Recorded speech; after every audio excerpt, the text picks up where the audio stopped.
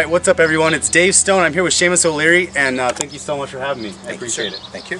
So I just picked out a whole bunch of trees, and there's a couple here, and I wanted to kind of ask you a little bit about the microclimate for some of these trees, and also I know people don't really want to do everything you say. Like people, it's like, oh well, I put a little bit of wood chips, just a little bit, and then they don't feed, they don't foliar.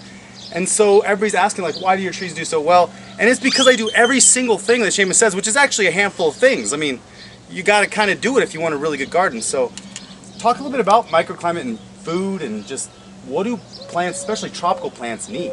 Sure. The most important thing to remember with young and newly planted plants is that our sun is nasty.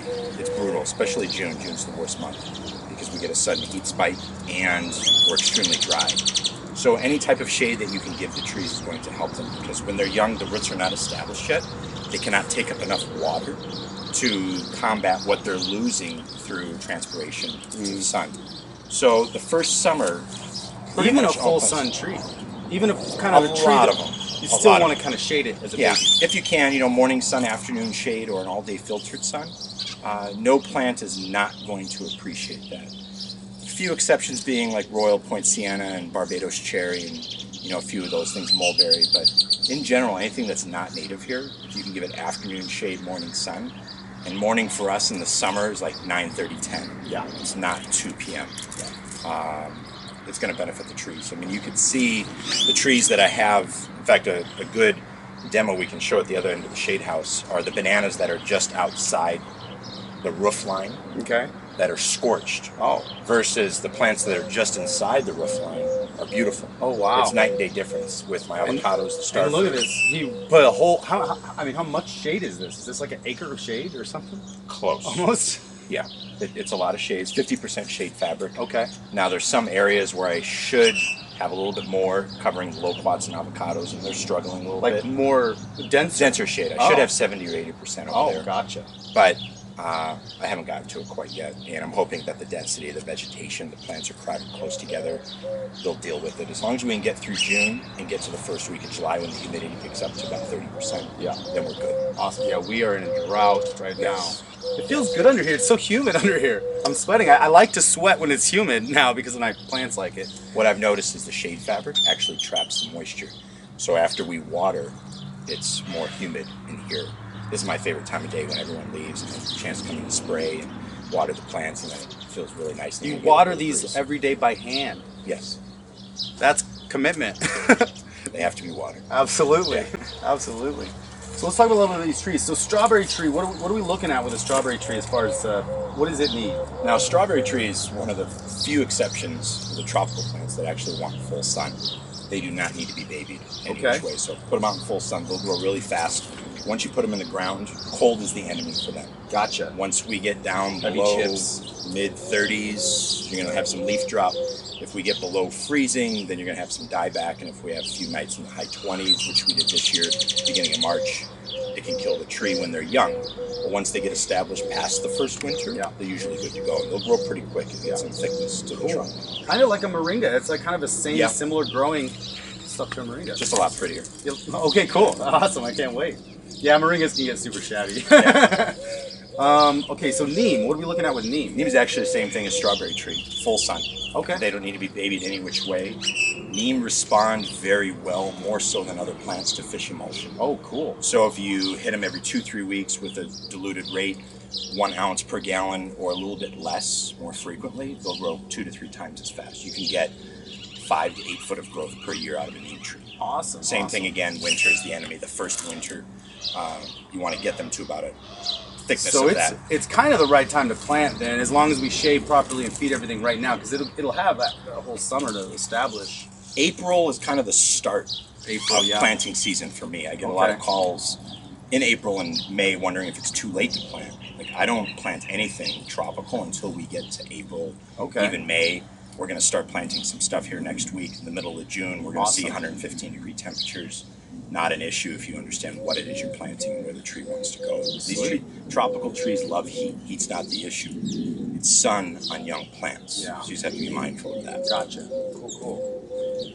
Silk floss. Now this isn't a fruit tree, No. but it's got like, what's the appeal of a silk Gorgeous, gorgeous orchid-like pink flowers. Ooh, nice. And they're just cool trees, conversation pieces. As they mature, these spikes on the trunk will grow. I've seen them this long, Yeah. that fat around, kind of gnarly looking. And they'll Jay turn into has big one, trees. and his is massive, and it's Yeah. got nice, big, thick spikes coming in. Yeah, yeah, they'll get good size.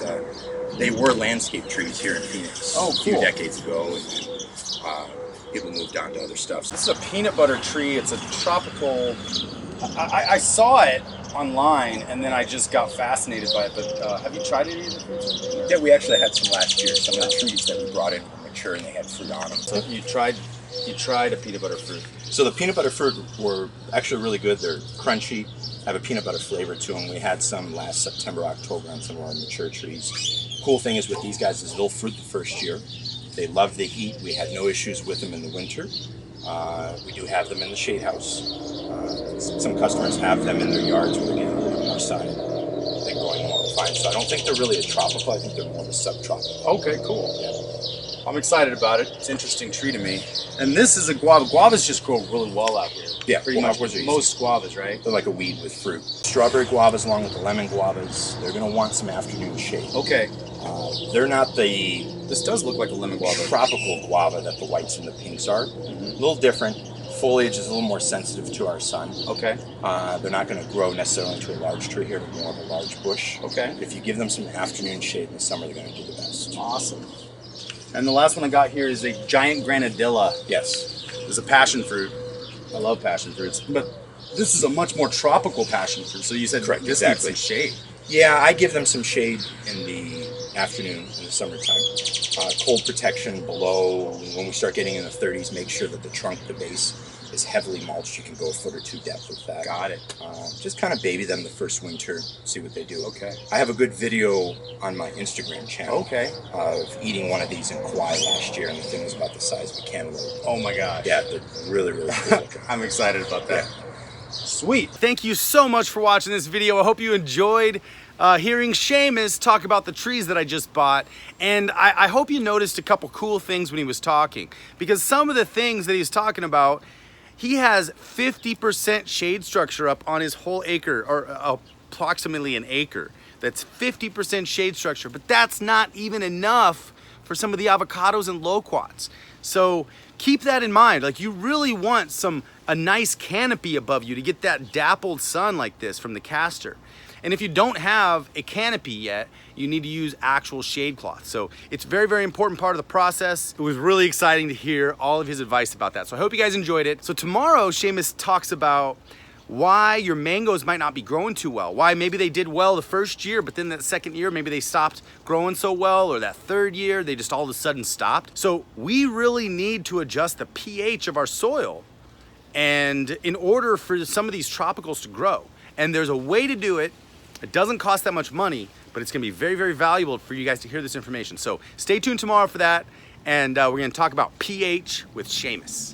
If you like this video, give me a big green thumbs up, share this video with the world, comment below if you've been to Shamus yet, and if not, you need to go. And if you don't go to Shamus O'Leary's Tropical Fruit Trees location in Phoenix, then you need to give him a call, go on Facebook, go on his website, GreenLife by Shamus. Contact him if you're not in Arizona, because he does ship plants. So that's cool too. So if you like this video, give me a big green thumbs up, share this video with the world, comment below. Thank you so much to everybody who's already subscribed to my channel. If you haven't subscribed yet, hit the subscribe button below, and hit the little bell icon right next to it so you know when I post next. But as of right now, it's every Friday, Saturday, and Sunday at 5 o'clock. So stay tuned for those episodes. My caster's saying hi.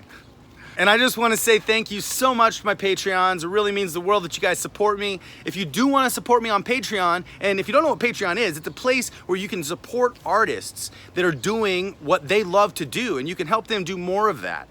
By getting behind them with a monthly subscription, kind of like a Kickstarter, but just a Kickstarter that keeps going. So if you guys do want to join me on some of these movements that I have going on, building a food forest here and planting 1 million moringas in 5 years, you got to check out I Want More Moringa on Facebook and join the group, because there's 14,000 members already from all over the world, and everybody's obsessed with moringa. So definitely join the group and post your moringa pictures because that's what it's all about. But if you do want to support me on Patreon, go to patreon.com/developawesomeskills and help me plant more trees and get your name in the end of these credits. Plus, if you go to Patreon, I do have some videos up there that are not on my YouTube channel. So I keep that updated. Sometimes I do focus mostly on the YouTube channel, but check it out. I have some other content up there that you won't see on YouTube. So stay tuned for tomorrow because it's gonna be a super exciting episode and you're gonna learn a ton. Until next time, develop awesome skills. Love you all.